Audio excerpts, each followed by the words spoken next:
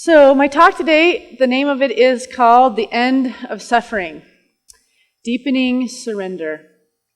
And I decided to write it on this topic because I have such grand, wonderful things happening in my life, and then there's always the yin and the yang. You know, there's that part.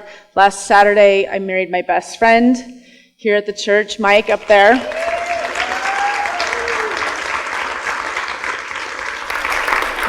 And that's a dream come true, of course, and still kind of floating in that energy, you know.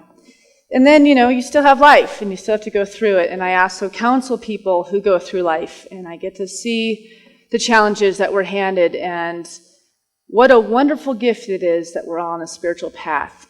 And one of the greatest gifts of being on a spiritual path is that we are kind of given guidelines on actually how to have a happy life. And we don't necessarily utilize all of the tools. And so I think that's why we come every Sunday to, first of all, feel community and feel that oneness with our brothers and sisters and sit amongst each other. Just that transforms us to get out of our isolation and out of our mind and separation and just be a part of this oneness. Then we hear a message that reminds us of the truth of our being. You know, we resonate with pieces of the stories that I talk about from my personal life or from other people's lives. And we start to figure out, you know, there really is divine order and a divine process.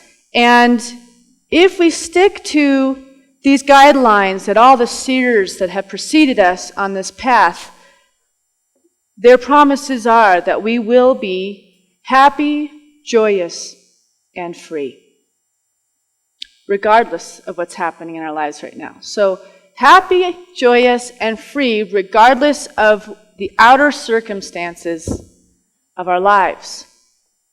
Because ultimately, it comes down to choice, right? No matter the chaos of what's happening in our children's lives, or with our spouses, or with our health, or when it comes down to it, we have a choice. Edgar Cayce said, we always have free will. Yes, there's a divine path, and that our souls are either going to grow in a lifetime or they're going to go backwards. That there's actually an evolution of this soul so that we may keep growing each lifetime. That there's a divine purpose for why we are here.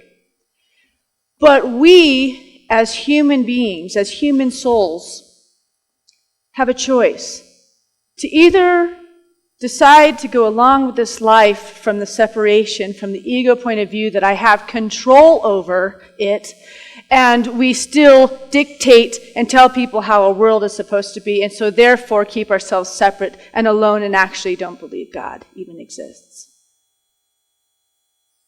And in that state, we feel very alone. And we feel we need other circumstances to help us get through the difficulties. Using alcohol, using medications, using drugs, using shopping, using spending money we don't have to fill us for 1 tiny second so we don't have to feel the truth of our being. We haven't lowered in to the vastness of this divine power that resides within each and every one of us.